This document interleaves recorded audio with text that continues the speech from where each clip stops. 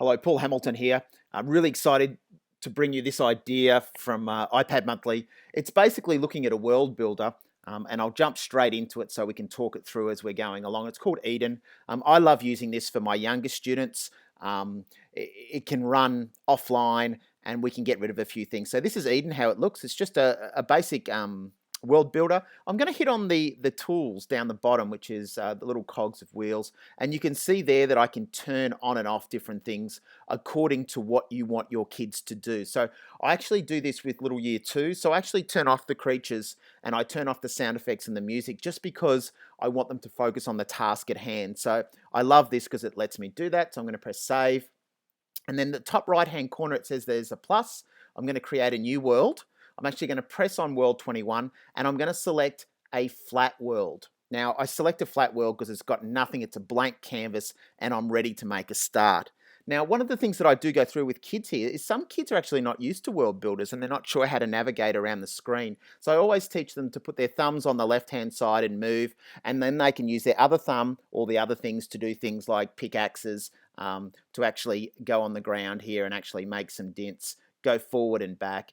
The best thing you can do with this activity is actually pair kids up so that they're not asking the teacher the whole time. They're actually collaborating together, because as a teacher in this sort of activity, you've got to give them the context and the task, but then you need to actually get kids collaboratively working together and asking each other questions. I normally do the 3 before me kind of rule, where the kids have to ask 3 other kids how to do something before they come to me, and it's fantastic.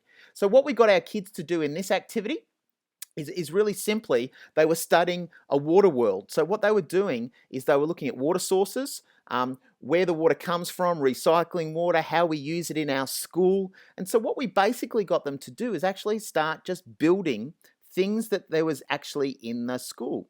So one of the things the kids actually built was a swimming pool, because we've got a swimming pool, and then they put some tiles and concrete underneath and actually went through there. Then they started building buildings and looking at the gutters and looking at water tanks and bore water. They even looked in and brought in some of the water cycle and built some clouds with the rain coming down. I'm not going to do all that in this tutorial, but I just thought this is a really great example of how we can use a world builder, because what we're studying, which is water, actually is better to do it this way than on pen and paper, because at least we're digging and we're actually putting water into different things and so forth. And so the kids were doing lots of things. They were building lots of channels. They were looking at how water actually kind of flowed and did different things. But most of all, they were demonstrating water sources and how water is used in our school. Please go up above this tutorial. There is a little example of one of our year 2s talking through the world that they created. Please have a listen to that and a look at that, because it'll give you some ideas about what they actually built. And I must say, it's the talking over the top and the justification, what the kids are saying, that is probably more important than what they've actually built.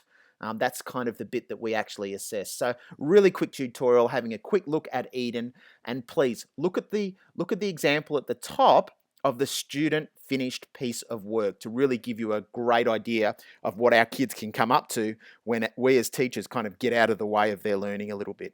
Paul Hamilton here, signing off.